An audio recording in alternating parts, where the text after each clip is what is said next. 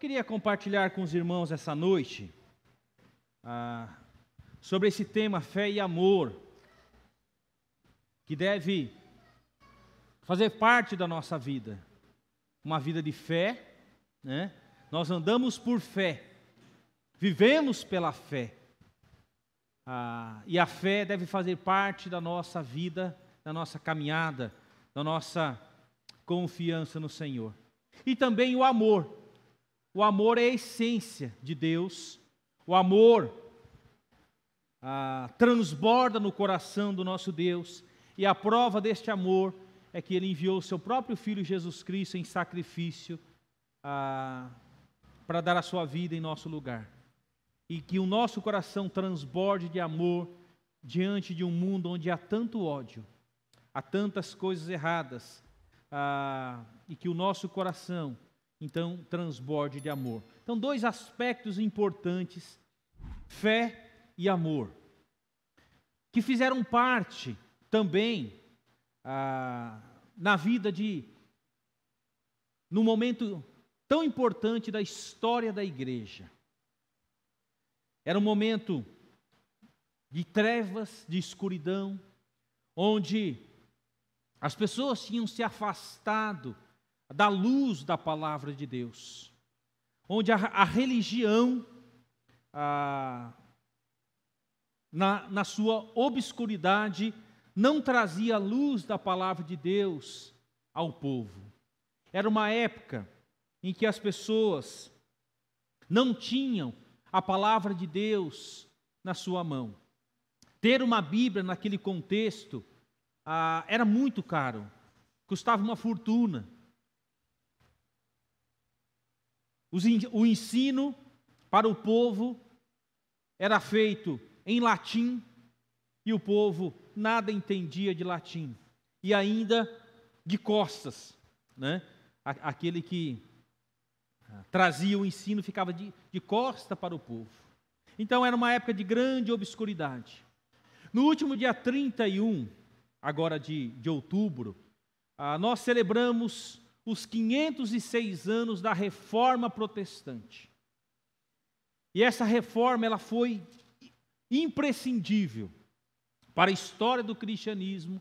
Se nós estamos aqui hoje, e hoje nós temos a Bíblia revelada na nossa língua, podemos ler com liberdade, é porque Deus, há 506 anos atrás, naquilo que nós conhecemos como a Reforma Protestante, e eu gostaria que os irmãos não se esquecessem desse período da história. E por isso que a cada ano nós queremos trazer à memória dos irmãos esse período tão importante da história, né? Onde a palavra de Deus vai se tornar acessível às pessoas. Deus tocou o coração de homens que tomaram uma decisão de que a palavra de Deus pudesse estar na mão de cada pessoa. Não a um custo astronômico, né? Mas para que as pessoas pudessem ler a palavra de Deus. E lendo a palavra de Deus, eles pudessem entender o amor de Deus e pela fé crer no Senhor Jesus Cristo. E a Reforma Protestante, ela está pautada em 5 pilares fundamentais, né? Na qual eu quero passar de maneira muito rápida nessa noite com os irmãos. E essa Reforma Protestante, então, ela tem 5 pilares importantes. Somente a Escritura, somente a Bíblia, nada mais do que a Bíblia. Somente Cristo, nada mais do que Cristo. Somente graça, somente a fé e somente a glória de Deus. Então, esses eram os fundamentos na qual esses reformadores estavam alicerçados. Se hoje a ação bíblica existe, é por causa da Reforma Protestante.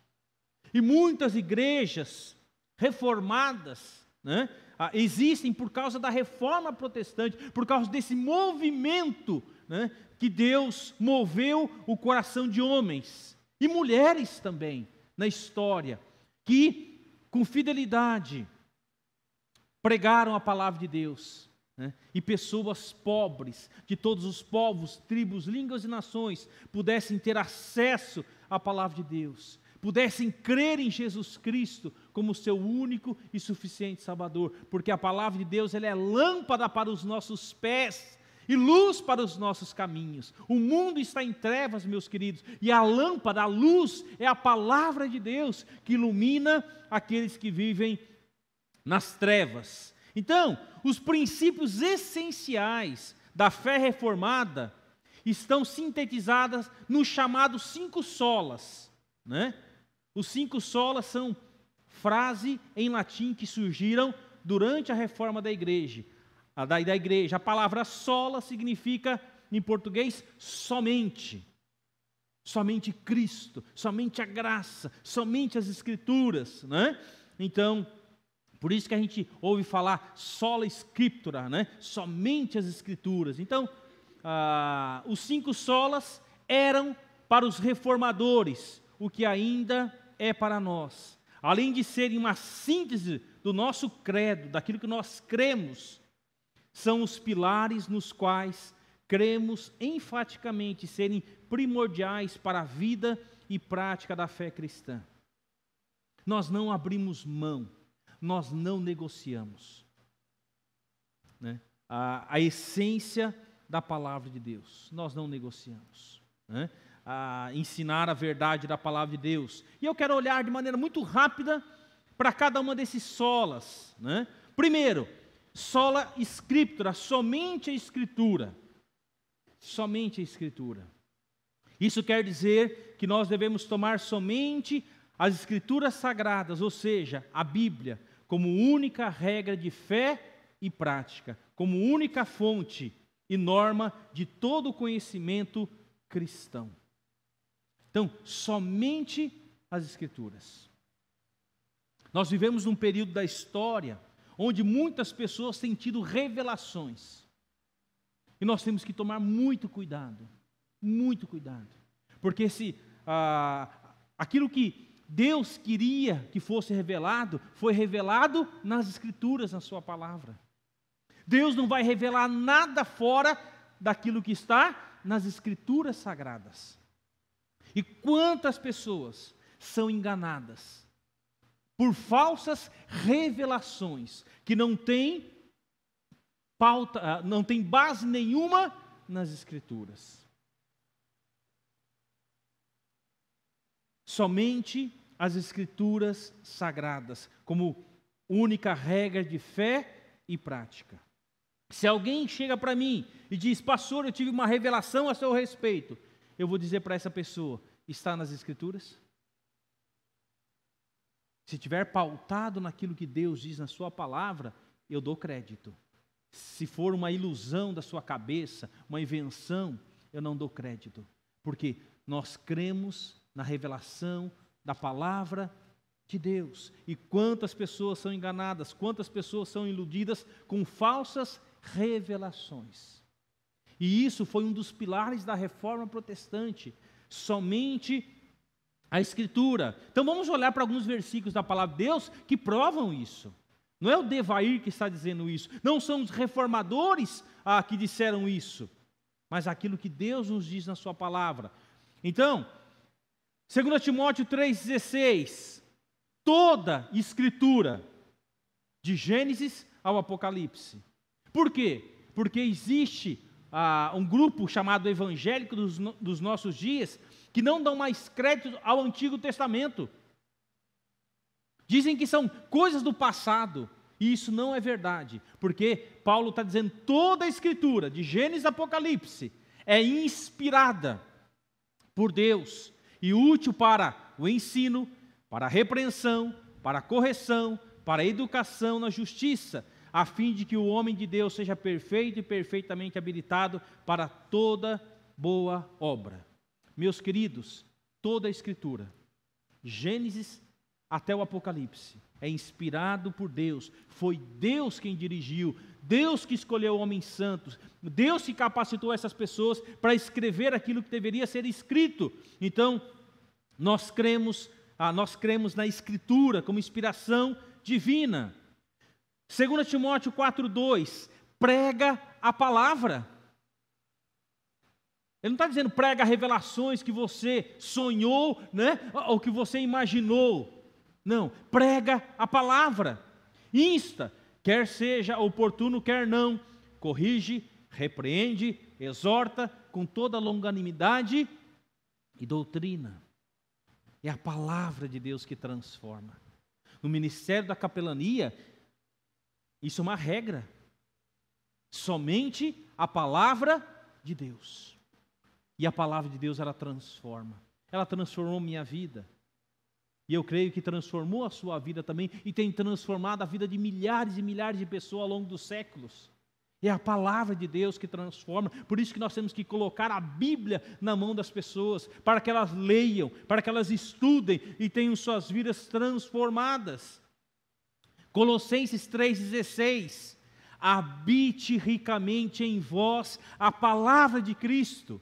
Instruí-vos e aconselhai-vos mutuamente em toda a sabedoria, louvando a Deus com salmos e hinos, cânticos espirituais, com gratidão em vossos corações. Novamente, a palavra de Deus é exaltada. É a palavra de Deus que tem que habitar no nosso coração, né? Esdras capítulo 7, versículo 10. Esdras, ele como homem de Deus, como sacerdote, aquele que ensinava a palavra de Deus ao povo de Israel, ele diz lá em Esdras 7,10, porque Esdras tinha disposto o coração para buscar a lei do Senhor, e para cumprir e para ensinar em Israel os seus estatutos e juízos. Tem uma palavrinha que para mim é a chave desse versículo: disposição. Será que em nosso coração, nos nossos dias, existe disposição diária para ler, para ouvir a voz de Deus através da sua palavra? Meu querido, Deus não vai falar com você de outra forma, a não ser pelas Escrituras. Deus fala conosco, e Esdras tinha tomado essa disposição. E olha, 3 lições nós aprendemos nesse versículo. Primeiro, Esdras estava disposto a conhecer a palavra de Deus. Eu só vou poder falar e ensinar aquilo que eu conheço. Eu só vou poder testemunhar para as pessoas aquilo que eu aprendi. Então, meus queridos, nós temos que estudar a palavra de Deus, nós temos que ensinar a palavra de Deus para os nossos filhos, desde pequeno. Esses dias eu recebi um vídeo de uma menininha pequenininha, fazendo uma oração, diante de um desafio que ela estava enfrentando. Um problema, ela está lutando contra um câncer. Uma menina pequena. E ela orando com fervor a Deus, com base naquilo que ela conhece de Deus, por aquilo que a sua mãe e o seu pai ensinam ela na palavra de Deus. Será que os nossos filhos conhecem a respeito de Deus? Conhecem as verdades da palavra de Deus? O que nós, pais, estamos ensinando aos nossos filhos? Será que nós colocamos os nossos filhos em frente à televisão ou em frente a um smartphone e deixamos ele lá? Ou nós estamos aproveitando as oportunidades para ensinar os nossos filhos a amar a Deus, a conhecer o único e verdadeiro Deus? Segundo, Esdras estava disposto a obedecer, não somente conhecer, mas obedecer. Não adianta eu ter um cabeção de conhecimento se eu não estou disposto a obedecer a palavra de Deus. Em terceiro lugar, Esdras estava disposto a ensinar. Olha só a sequência: conhece, obedece, compartilha. Conhece, obedece, compartilha. E Esdras, ele foi um homem de Deus, porque ele tomou ele tinha um coração disposto. O nosso coração é um coração disposto, verdadeiramente, para amar a Deus, aquele que deu a sua vida por você, através de Jesus Cristo. Aquele que te livra do inferno, do pecado, da condenação no inferno por causa do pecado, para te dar vida. Você tem essa disposição de conhecer mais de Deus, para poder ensinar as pessoas. Primeiro, nós falamos somente as Escrituras. Segundo lugar, somente a fé. E esse era o segundo pilar da reforma protestante. É mediante a fé, que é dom, que é presente de Deus, e somente por ela é que somos justificados pelo sacrifício de Cristo na cruz, não por obras, para que ninguém se glorie. Martinho Lutero, um dos reformadores, ele era um padre, ele estava sendo preparado para ser um padre. Ele estava num convento, estudando, né? Muitas vezes se martirizando por causa dos seus pecados. E um dia Martinho Lutero estava lendo as Escrituras, né? E ele se deparou com esse versículo de Romanos 1:17, que diz assim: visto que a justiça de Deus se revela no evangelho de fé em fé, como está escrito, o justo viverá por fé. Esse versículo entrou como uma flecha no seu coração, e ali ele tomou uma decisão. Ele entendeu que era somente pela fé que ele era salvo, e não por aquilo que ele fazia, mas pela fé em Jesus, por aquilo que Jesus fez, e ali a sua vida foi transformada. Então ele rompe com o catolicismo, né? Ele deixa tudo para trás, e um dos desejos de Martinho Lutero foi o quê? Colocar a Bíblia na mão das pessoas. Isso naquela época o alemão, né? Traduzir a Bíblia para o alemão e entregar uma Bíblia na mão das pessoas, para que as pessoas pudessem ler como ele leu, e os seus olhos serem abertos, e pela fé eles também entregarem sua vida a Jesus. Então, Martinho Lutero, lá na Catedral de Wittenberg, no ano de 1517, ele então vai lá e afixa as 95 teses, né, na porta da catedral, mostrando o que estava errado, né, diante daquilo que ele aprendeu, né, e mostrando que somente as Escrituras, as pessoas precisavam ler a palavra de Deus para que elas tivessem suas vidas transformadas.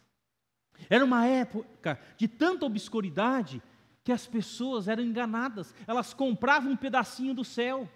Não importa o tipo de vida que você vivia, mas você podia comprar um pedacinho do céu. E certa vez, né, se deparou com um homem bêbado, né, totalmente bêbado, mas com um pedaço de papel na mão, dizendo, né, eu tenho um pedacinho do céu. E isso então revoltou os reformadores, falando, não é possível, o céu não se compra, não é como um lote que você compra um lote no céu, a salvação é pela fé em Jesus Cristo. Vocês estão entendendo como que era um período de grande trevas, de obscuridade? E Martinho Lutero foi um desses homens usados por Deus. Romanos 5:1 fala assim, meus queridos, sendo, pois, justificados pela fé, temos paz com Deus. Meus queridos, quem é justificado, ele tem paz com Deus. Você hoje à noite está em paz com Deus? Você tem certeza de que se você tiver um mal súbito hoje, você vai entrar pelas portas do céu, pelos portões do céu? E a palavra de Deus fala, sendo, pois, justificado pela fé, temos paz com Deus, por nosso Senhor Jesus Cristo. Então, quem tem Jesus Cristo tem paz com Deus. Efésios 2:8-9 fala, porque pela graça que é presente, tá? Sois salvos mediante a fé, e isso não vem de vós, é dom, é presente de Deus, não de obras para que ninguém se glorie. Ninguém será salvo pelas obras que pratica. Eu, durante muitos anos da minha vida, eu fui ensinado que que eu deveria fazer obras para alcançar a salvação. Eu sempre, durante um período da minha vida, eu entendi que a vida é como uma grande balança entre as coisas erradas que eu faço e as coisas boas que eu faço. E um dia, quando eu estivesse diante de Deus, essa balança seria, né, se eu tivesse mais coisas boas do que coisas ruins, eu entraria no céu. Mas se eu tivesse mais coisas ruins do que coisas boas, eu não entraria no céu.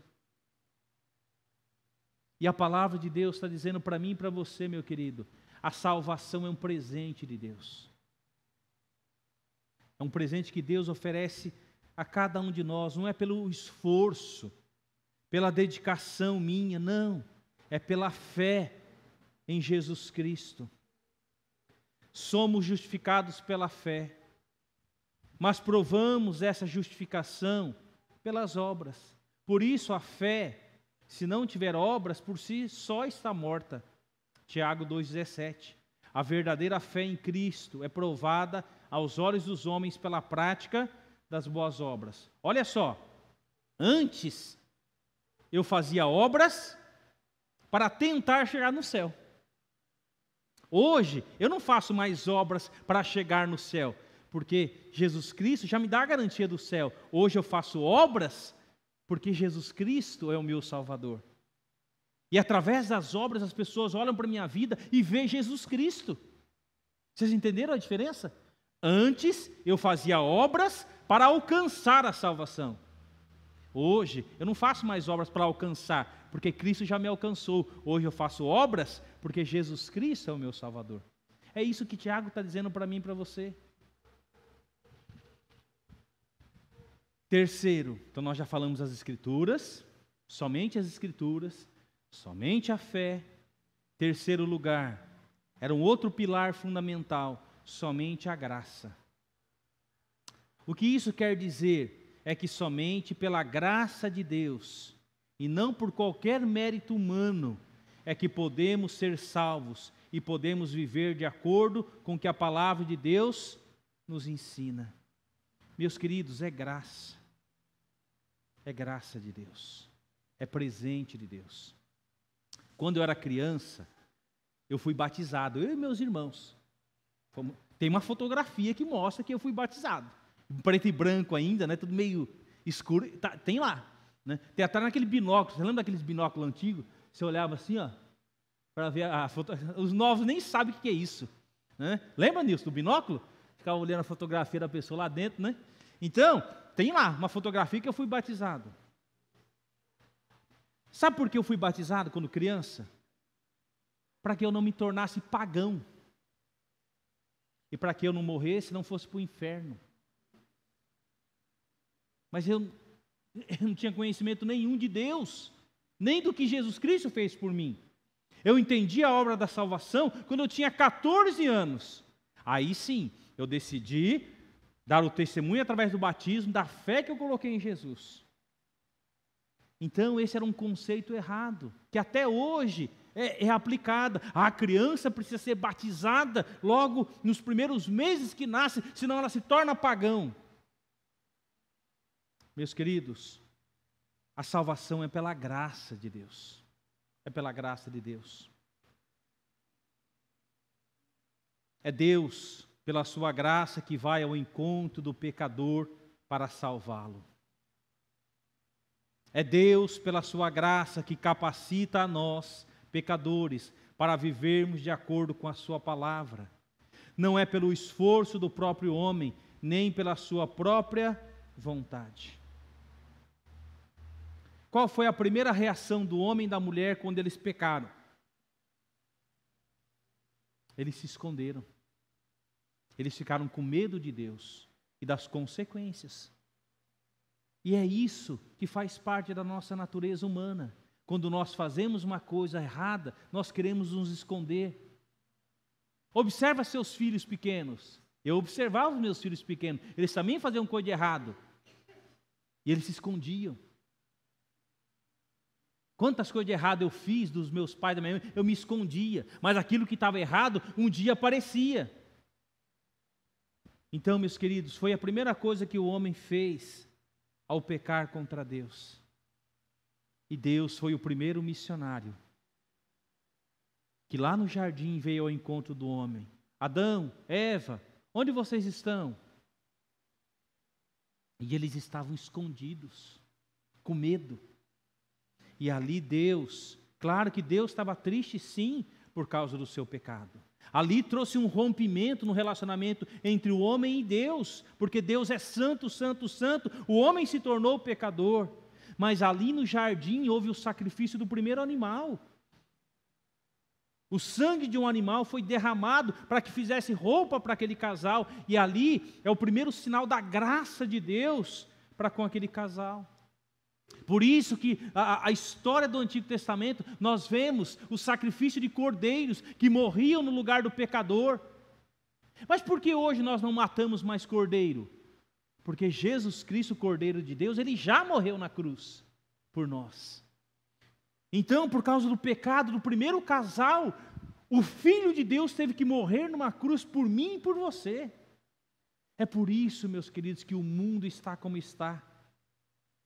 Por causa do pecado.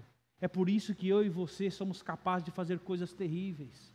É por isso que os nossos filhos nascem com a doença chamada pecado. É por isso que nós precisamos, todos nós, precisamos da graça de Deus. E foi isso que os reformadores, um dos pilares da reforma protestante é somente a graça. Olhemos para alguns versículos. Como somos salvos? Como nós já lemos, né? Porque pela graça sois salvos. Mediante a fé, e isso não vem de vós, é dom de Deus, não de obras, para que ninguém se glorie. Meus queridos, nem eu, nem você somos capazes de comprar a salvação. Então, o que acontecia naquela época de obscuridade?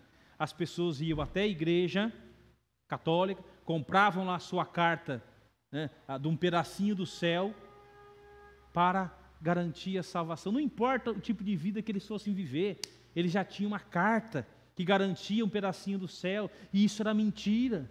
Isso nunca foi a verdade da palavra de Deus. A palavra de Deus fala que a salvação é pela graça, é um presente de Deus. Ninguém consegue comprar a salvação. É um presente que Deus dá para todo aquele que pela fé nele crê. Olha só algumas lições que eu aprendo. Primeiro, Jesus é a personificação da graça. Olhemos para alguns versículos, olha só. E o verbo, Jesus, se fez carne e habitou entre nós, cheio de graça e de verdade. Todos nós temos recebido da sua plenitude e graça sobre graça. Porque a lei foi dada por intermédio de Moisés, a graça e a verdade vieram por meio de Jesus Cristo. Queridos, tudo é pela graça. Tudo é pela graça. O segundo versículo, 2 Coríntios 8:9, conhecereis a graça de nosso Senhor Jesus Cristo, que sendo rico, se fez pobre por amor de vós, para que pela sua pobreza vos tornasseis ricos. Olha só, Jesus Cristo sendo rico na sua glória, Ele abriu mão dessa riqueza, se tornou homem como eu e você. Sabe para quê? Para que eu e você, sendo pobres, nos tornássemos ricos.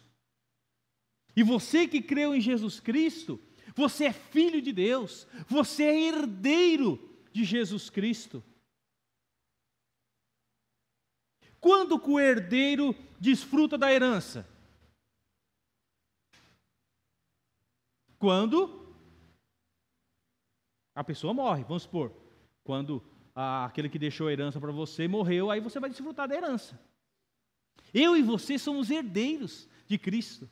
E quando nós desfrutamos essa herança? Quando Jesus morreu. Então hoje nós somos filhos de Deus, nós somos herdeiros com Cristo. Deus é o nosso Pai, tudo que pertence a Deus, pertence a nós que somos seus filhos. E aí eu te pergunto, você como filho, desfruta dessa graça? Você desfruta dessa herança? Ou eu e você vivemos como mendigos, sem desfrutar dessa herança? E sabe qual o benefício que nós temos através da oração. Nós podemos falar para o nosso Pai tudo o que nós precisamos ou sentimos. Nós acabamos de cantar aqui de confiança, de confiar em Deus. Nós podemos falar qualquer coisa ao nosso Deus e Ele nos ouve. Naquele período das trevas e ainda hoje, eles dizem que os homens, alguns religiosos, são o intermediário entre Deus e os homens. Isso é mentira! O único intermediário entre você e Deus é Jesus Cristo. Eu não preciso de homem algum para que eu entre na presença de Deus. Eu posso entrar a qualquer momento na presença de Deus. Eu não preciso de um intermediário, de um santo, de um ídolo, entre aspas, para me entrar na presença de Deus. Porque Jesus Cristo já abriu esse caminho. Segundo, a salvação é pela graça. Pela graça sois salvos por meio da fé. Porquanto a graça de Deus se manifestou salvadora a todos os homens. Meus queridos, Deus ama todas as pessoas. Desde Adão e Eva até a última que vai nascer, Deus ama todas as pessoas. Tem pessoas que na história aceitam, recebem essa graça, esse presente de Deus. Mas tem pessoas que rejeitam. Ainda continuam rejeitando hoje. Talvez você que está aqui ainda continua rejeitando essa graça de Deus. E aquele que rejeita a graça de Deus, o presente de Deus, a salvação de Deus, não estará com Deus na eternidade. A salvação é pela graça. Terceiro lugar, a justificação e o perdão dos pecados são pela graça, sendo justificados gratuitamente por sua graça, mediante a redenção que é em Cristo Jesus. Efésios 1:7, no qual temos a redenção pelo seu sangue, a remissão dos pecados, segundo a riqueza da sua graça. É tudo pela graça. É pela graça de Deus. Quarto lugar, a fé é pela graça. Até a fé vem de Deus. Não é você que produz fé. Até a fé vem de Deus como presente. Olha só o que diz a palavra de Deus, Atos 18:27. Tendo chegado, auxiliou muito aqueles que, mediante a graça, haviam crido. Então, a graça de Deus alcançando muitas pessoas. A graça capacita-nos a servir. Então, servir a Deus é pela graça, é um privilégio. Quando eu estou arrumando a igreja, quando eu estou pegando um lixo, quando eu estou limpando o banheiro, quando eu estou dando aula para as crianças, quando eu estou ensinando, quando eu estou cantando, qualquer coisa que eu estou fazendo para o Senhor, é pela graça. Pela graça de Deus sou o que sou. E a sua graça que me foi concedida não se tornou vã. Antes trabalhei muito mais do que todos eles, todavia não eu, mas a graça de Deus comigo. Meus queridos, chegará o dia em que eu e você estaremos na presença de Deus. E o Pai vai perguntar para mim e para você: filho, filha, o que você fez com os dons e talentos que eu te dei? Como você usou isso?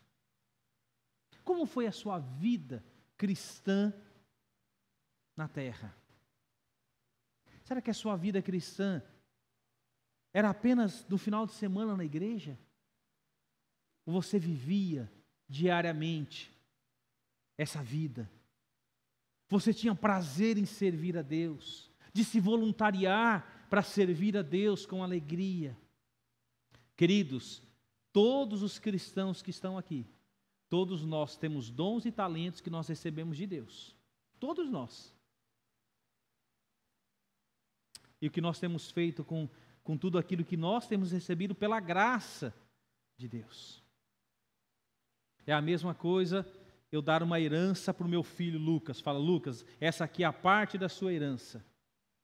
E ele passar a vida inteira dele, e aquela herança ele nem tocar, ele nem usar. Muitas vezes vivendo em dificuldade, vivendo como um mendigo, mas ele não toca naquela herança. E muitas vezes, meus queridos, Deus tem nos dado tanto, tanto, e você tem deixado de lado. Tudo é pela graça. Sexto, a graça capacita-nos a ser pacientes e perseverantes. Então me disse, a minha graça te basta, porque o poder se aperfeiçoa na fraqueza. Até quando eu e você estamos passando por provações, por lutas. É a graça de Deus. O apóstolo Paulo, nesse versículo, Paulo estava enfrentando um problema sério. Alguns estudiosos acreditam que Paulo estava tendo um problema sério de visão. Ele estava perdendo a sua visão. Mas não foi por causa por isso que ele desanimou de servir a Deus. Porque ele ouviu da boca do próprio Senhor Jesus: Paulo, a minha graça te basta, porque o poder se aperfeiçoa na fraqueza. Sabe, meus queridos, quando eu e você somos fracos, é aí que o poder se manifesta. Mas toda vez que eu e você achamos que nós conseguimos, né, que nós temos, né, força, poder, né, cuidado com a teologia do coach hoje, né, você pode, você é capaz, né, você é isso.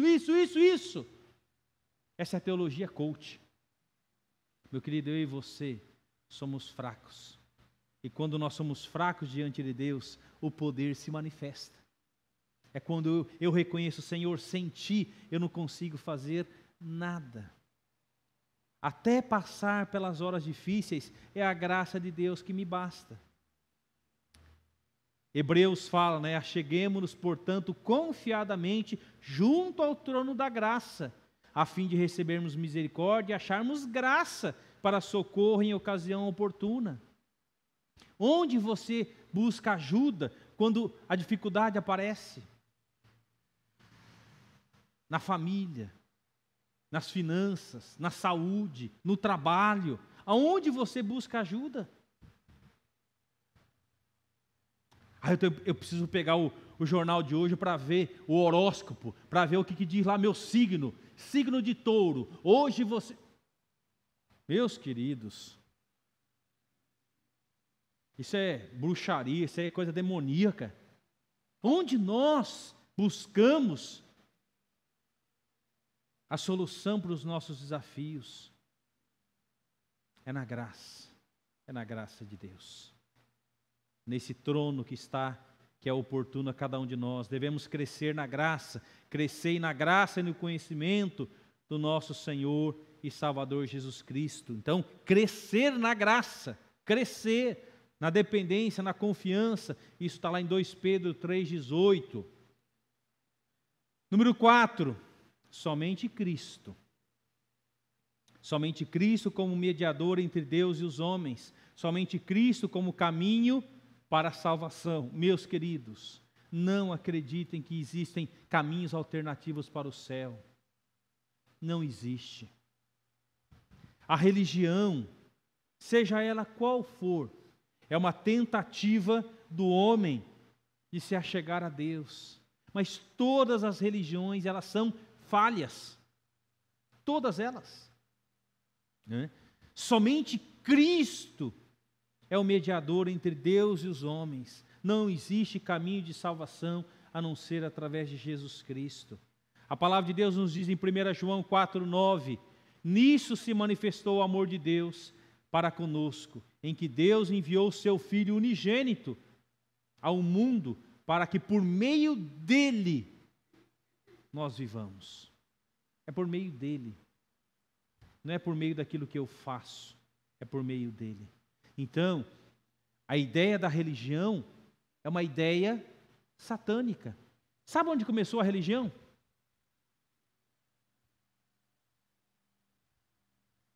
Lá no Jardim do Éden. Porque quando o homem e a mulher pecaram, eles perceberam que eles estavam nus. Eles viviam nus, não tinha roupa. E eles viviam perfeitamente em comunhão. Mas quando eles pecaram, eles perceberam que estavam nus, ficaram com vergonha um do outro.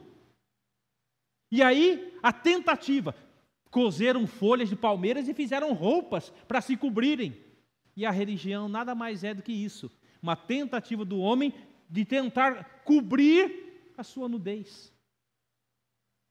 A religião nasceu lá no jardim. Mas Deus foi lá e mostrou para eles: olha, o que vai acontecer com essas folhas de palmeiras com o passar dos dias? O sol batendo, vai secar, vai cair, aí você vai ficar com vergonha de novo. Aí você vai lá, colhe mais folha e faz verdinha, bonitinha. Passando os dias, vai secar, vai cair, e você vai fazer. Essa é a religião, é a tentativa de fazer alguma coisa. E Deus está dizendo para mim e para você: você não precisa fazer nada. Eu já fiz tudo. Eu dei a vida do meu filho em sacrifício. Você precisa apenas crer, receber esse presente da salvação. Jesus Cristo é o fundamento, o dono, o edificador e o protetor da igreja. Isso está lá em Mateus 16, 18. Ele é o único Salvador e o único mediador entre Deus e os homens. Não há salvação fora dele. Ninguém pode chegar ao Pai senão por meio dele. A Reforma Protestante reafirmou essa doutrina essencial da fé cristã. Por quê? Porque o catolicismo ensinava que a salvação estava na igreja. Vocês tinham que vir para a igreja. Por isso que as pessoas vinham. Elas não tinham Bíblia. Era pregada de costa para o povo, em latim, o povo não entendia nada. Então a Reforma Protestante, ela mostrou, ela reafirmou para as pessoas que é somente através de Jesus Cristo.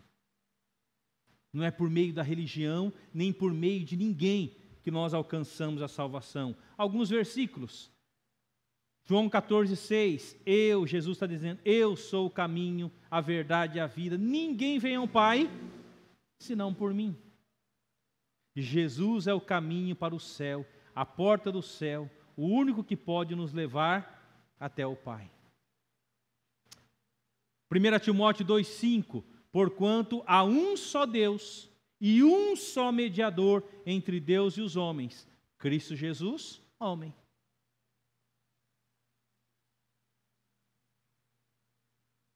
Não é o homem, não é o pastor, não é o padre, não é o papa, que é adorado, né? É reverenciado pelas pessoas como excelentíssimo, né? Como mediador entre Deus e os homens. Queridos, isso não é verdade. O único mediador entre Deus e os homens é Cristo Jesus, ninguém mais. Somente Cristo, e não há salvação em nenhum outro, porque abaixo do céu não existe outro nome dado entre os homens pelo qual importa que sejamos salvos, né? Então, Jesus Cristo é o único meio de salvação. A cruz é a ponte que une o homem a Deus. Não é a religião, não são suas obras, é a cruz. É a cruz de Cristo. Foi ali que Ele deu a sua vida por nós. E caminhando para o final, o último pilar da Reforma Protestante, né? Só lhe deu glória, somente a glória de Deus. Ou somente a Deus glória. Não é a homens, é a glória de Deus. Alguém deve se lembrar dessa pergunta, e a primeira pergunta do breve catecismo, né? Qual o fim principal do homem? Qual o fim da minha vida? E a resposta é: glorificar a Deus e gozá-lo para sempre. Esse tem que ser o nosso motivo de viver, glorificar a Deus. Glorificar a Deus e gozá-lo, viver uma vida que alegra a Ele. Para quem nós vivemos? Qual o objetivo do nosso viver, do nosso trabalhar, do nosso estudar, de casarmos, termos filhos? Qual o objetivo? Por isso que as pessoas estão infelizes. Tem pessoas que têm tudo. Salomão, ontem eu estava falando com jovens, né? Salomão foi um rei que teve tudo que a vida poderia lhe proporcionar. Tudo que você possa imaginar. Riqueza, fama, mulheres, tudo. Sabe qual foi a constatação de Salomão? Tudo aquilo era vaidade. Existia um vazio enorme no coração de Salomão.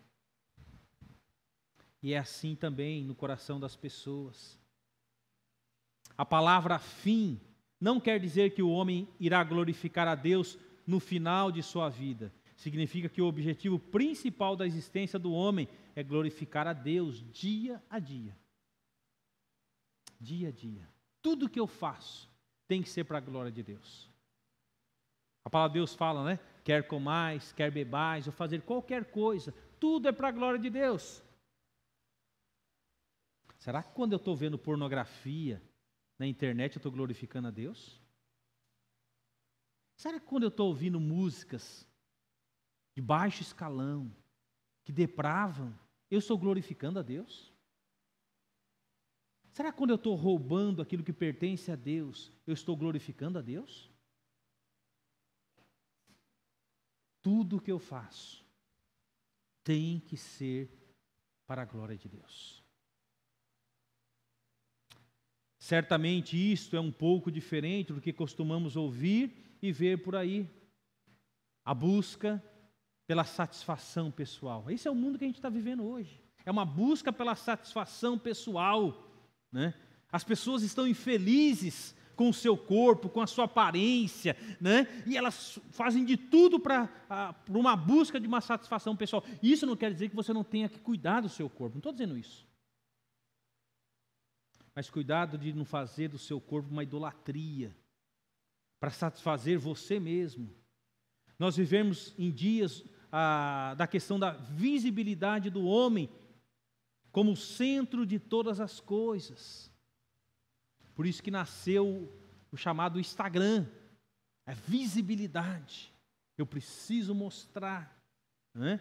Então, a visibilidade, a aparência, e isso também tem contaminado o meio evangélico, né? Nos nossos dias. Pessoas que não querem mais servir, mas querem estar nos palcos, nas luzes, brilhando sobre eles. E nós temos que tomar muito cuidado com isso, porque a glória é de Deus.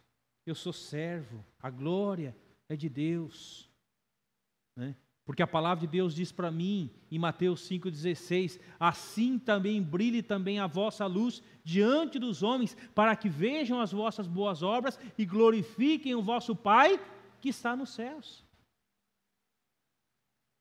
Nós estamos vivendo em dias hoje que as pessoas falam, não, pô, você é o cara, hein? Mano, olha, você é incrível, né? Você prega, você canta, você ensina, cara, você é o cara. Querido, nós não somos nada. Tudo tem que ser para a glória do nosso Deus. Não é para a glória dos homens, mas é para a glória de Deus.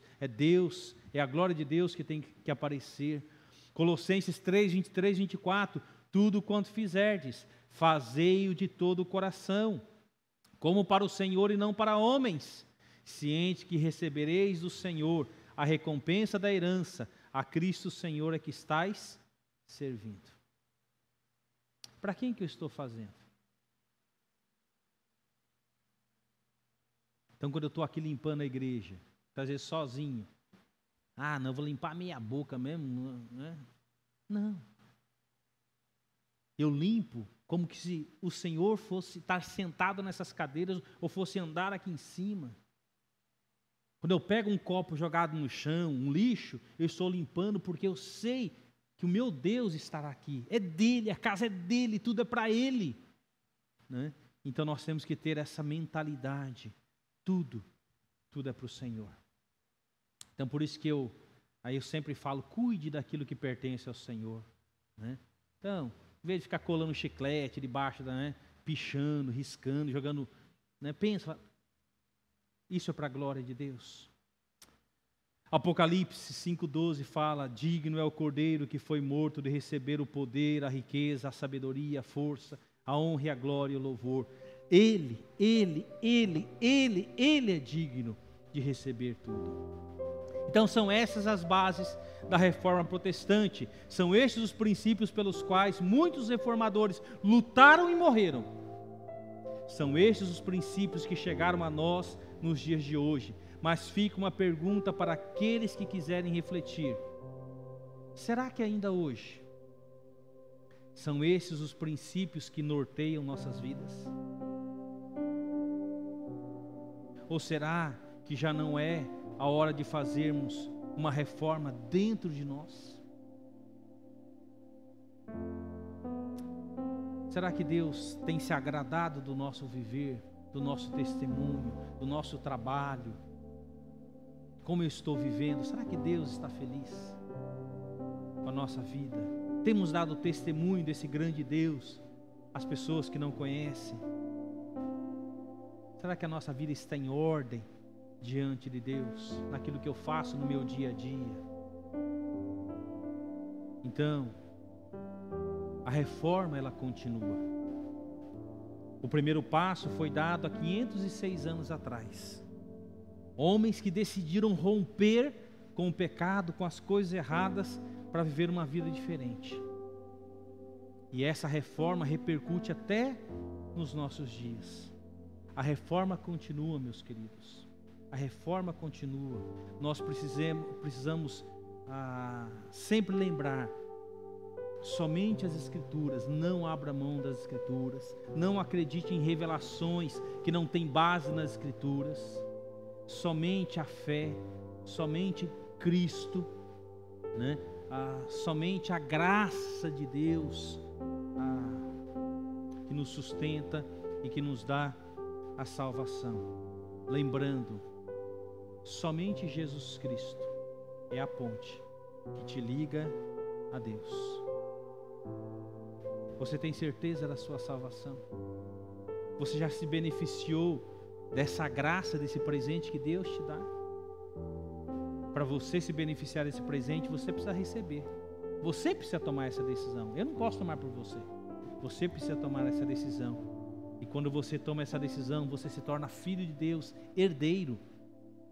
E como herdeiro, meus queridos, você tem uma herança dada por Deus. Se beneficie dessa herança. Não viva de migalhas.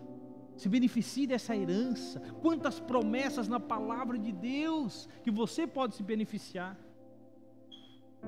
Então viva como filho de Deus, né?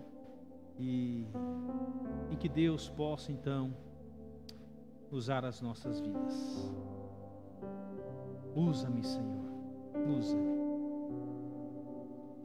Que Deus nos abençoe. Querido Deus, nós somos gratos, ó Deus, por aqueles homens, mulheres do passado que tiveram coragem de romper contra a cultura religiosa, Senhor, que enganava, ó Deus, que vendia pedaços do céu, enganando as pessoas, mostrando que os mediadores deles eram homens, ó Deus, e não Cristo.